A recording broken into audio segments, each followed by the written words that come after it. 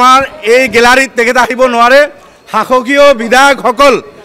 বিৰোধীৰ বিধায়কৰ এই ঠাইখিনিত যাতে আহিব নোৱাৰে তাৰ কাৰণে আমি বাহিৰে বেৰা দিম ভিতৰত অধ্যক্ষ আৰু উপাধ্যক্ষ বিৰোধীৰ বিধায়কসকলক সুৰক্ষা দিয়াত ব্যৰ্থ হৈছে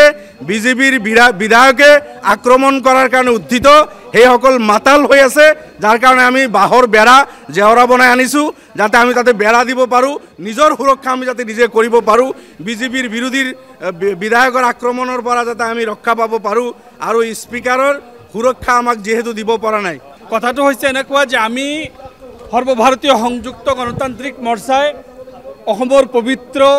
সদনত অসুৰক্ষিত অনুভৱ কৰিছোঁ বিজেপি বিধায়কৰ গুণ্ডাগাৰীত আমি বিৰোধীসকল সুৰক্ষিত নহয় সেইকাৰণে আমি নিজৰ সুৰক্ষাৰ কাৰণে আজি প্ৰতীকী প্ৰতিবাদ কৰিবৰ কাৰণে ইয়াত ওলাইছোঁ যে আমাক জেওৰাৰ ভিতৰত হ'লেও গণতন্ত্ৰ ৰক্ষাৰ কাৰণে ভাৰতীয় সংবিধান ৰক্ষাৰ কাৰণে আমাৰ নিজৰ সুৰক্ষা লাগে আজি আমি মাননীয় অধ্যক্ষ মহোদয়ৰ আগত উপাধ্যক্ষ মহোদয়ৰ আগত নিজৰ সুৰক্ষা বিচাৰি বিধানসভাত আমি নিজৰ জেওৰা প্ৰটেকশ্যন দিবৰ কাৰণে ব্যৱস্থা কৰিছোঁ আমি ভিতৰত জেওৰা লৈ যাম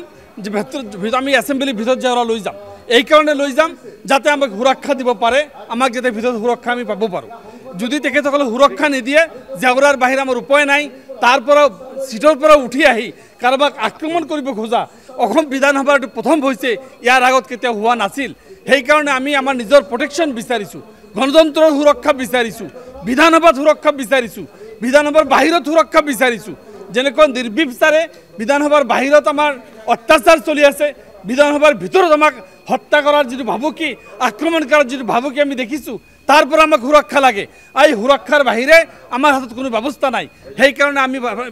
অসম বিধানসভাৰ ভিতৰত সৰ্বভাৰতীয় সংযুক্ত গণতান্ত্ৰিক মৰ্চাই জেওৰা দি আমি প্ৰটেকশ্যন বিচাৰিছোঁ এইটো আমি ভাৰতৰ সংবিধানৰ প্ৰতি ভাবুকি গণতন্ত্ৰৰ প্ৰতি ভাবুকি এই কথাটো আমি জনাব বিচাৰিছোঁ আমি ভিতৰত লৈ যোৱাৰ চেষ্টা কৰিম আমি নিশ্চয় এইটো লৈ যাম আমি ভিতৰত আমাৰ জেওৰা লাগিব আচ্ছা আটাইতকৈ ডাঙৰ কথা হ'ল যে আমাৰ উপাধ্যক্ষ নোমল বমিন ডাঙৰীয়াৰ ভূমিকা অত্যন্ত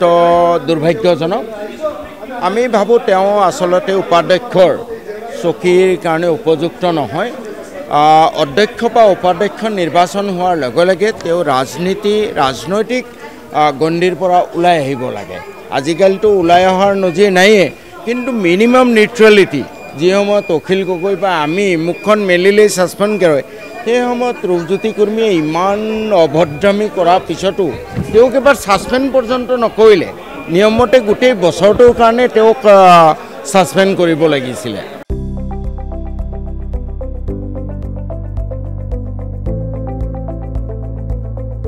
NB নিউজ